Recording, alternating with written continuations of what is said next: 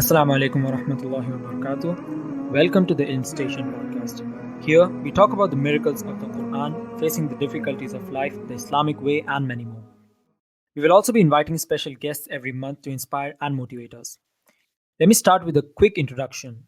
We are a group of university students. I am Zaid Ahmed and I am joined by Ibrahim Sheikh and Muhammad Umar. A little bit about our motive behind starting the Ilm Station. Islam is full of miracles and hidden gems which were revealed over 1400 years ago. We realized that these hidden gems did not receive the exposure they deserve. And here we are to talk about this amazing aspect of Islam through our new podcast. Today is the first episode of a brand new series, The Miracles of the Quran. Talking about the miracles of the Quran. First, let's talk about the man on whom the Quran was revealed, Prophet Muhammad, peace be upon him. First of all, it's really fascinating to me that an illiterate man from a desert in a country which was very insignificant at that time had this amount of knowledge, which in itself was a huge miracle. Very true, and the fact that he did not even know how to read makes it an even bigger miracle. And these are not things which are out in the open. These were things which were discovered after major scientific research. And it reminds me of the ayah in Surah Naba, which is the chapter 78 of the Quran, Alam naj'alil arda mihada wal jibala utada, which translates to Have we not made the earth as a bed and the mountains as pegs? These ayahs talked about how the mountains extend into the earth like pegs, talking about their deep roots. Forget illiterate men, even the men of knowledge of that time, let's talk about physicists and people who studied the earth, would have never known this. Subhanallah. So subtly, Allah established the base of orology, which is the study of mountains in the Quran. I'll also link a picture of this scientific wonder in the description. That was a great example, Zaid. And keeping that in mind, another ayat that comes to my mind is from Surah Rahman, chapter 55, ayat 19 to 20, in which Allah subhanahu wa ta'ala says, مرج البحرين يلتقيان بينهما برزخ لا يبغيان. He released the two seas meeting side by side, and between them is a barrier, so neither of them spread over each other. In these ayahs, Allah subhanahu wa ta'ala shows us how two seas, even though being side by side, do not mix with each other. And if we see this ayah, we all know it holds true in these times, as we have also seen many video proofs in Gulf of Alaska or many seas in Cape Town. Yep.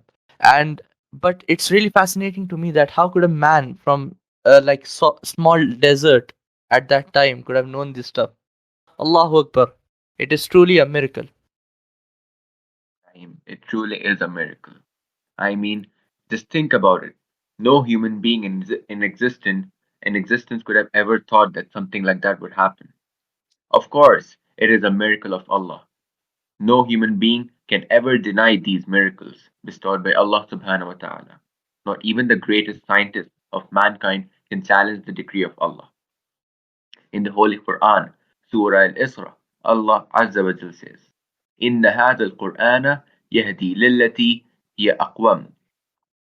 Verily, this Quran guides to that which is most just and right. Subhanallah. Such is the power of Allah Azza wa Jal. Think about it. Every tiny speck of the earth has Allah's grace concealed in it. Then how do you think these so-called contemporary scientists neglect all of this? Heed my words. The Quran is a book of guidance and not a book of science. It, by any means, cannot be disproved. Indeed, and on the flip side, books of the present world become obsolete with the passage of time and need timely updates and constant rectification. Scientific papers are disapproved as technology advances, but the Quran is like one such miracle which will never need any updates. In fact, scientific discoveries found with the help of technology that have been mentioned in the Quran ages ago. It's only a matter of pondering over the ayahs. Indeed, well said. When we ponder over these ayahs, we don't only mean reading these ayahs, we mean by reading between these ayahs. What I mean is that a person who is reading the Holy Quran must also understand what these ayahs mean and what do they interpret. Because these ayahs give us messages in the forms of signs and stories. These signs and stories mentioned herein are backed by experiences of the past fallen nations, of unwary believers, and concrete proofs and pieces of evidence. This guidance given by Allah Azza wa Jal comes to us as invaluable knowledge. And as we all know, knowledge is humanity's greatest concern. And what better source of knowledge do we possess other than the Holy Quran? Very true, Umar.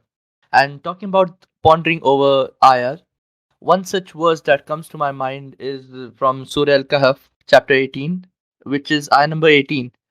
وَتَحْسَبُهُمْ أَيْقَاظًا وَهُمْ رُقُودٌ وَنُقَلِّبُهُمْ ذَاتَ الْيَمِينِ وَذَاتَ الشِّمَالِ. And you would have thought them awake while they were asleep, and we turned them onto their right and on their left sides. In this ayah, Allah subhanahu wa ta'ala informs us about the story of the seven sleepers of the cave. And I know, even though the number isn't confirmed, many scholars agree upon the number being seven. And in this story, Allah shows that even though the people in the cave were sleeping, it was Allah who kept them alive for over 300 years and also protected them from the outside world. And in one study, I was just reading the other day about the cave.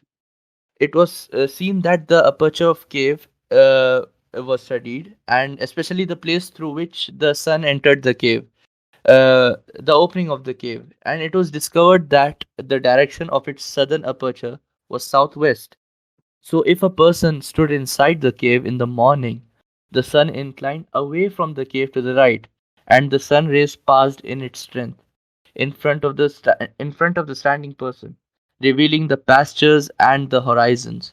When the sun was at its peak, none of its rays would enter the cave, but when it inclined towards setting, a part of its rays would penetrate through the aperture of the cave. Subhanallah, how has Allah helped them even though they were sleeping? He kept them protected from the outside world. Allahu Akbar, truly a miracle. Indeed, this is one but many of the miracles mentioned in the Quran. Inshallah, in the upcoming episodes, we shall delve deeper into the various miracles mentioned in the Quran and ponder upon its meanings and various interpretations. We shall also bridge the gap between scientific theories and Quranic facts and observe how many of these were predicted 1400 years ago. Now let's wrap up today's episode with these verses from Surah Waqia. And these are تنزيل من رب العالمين أفبهذا الحديث أنتم مدهنون. And we'll be back next time, inshallah. Till then, Assalamu alaikum wa rahmatullahi wa barakatuh.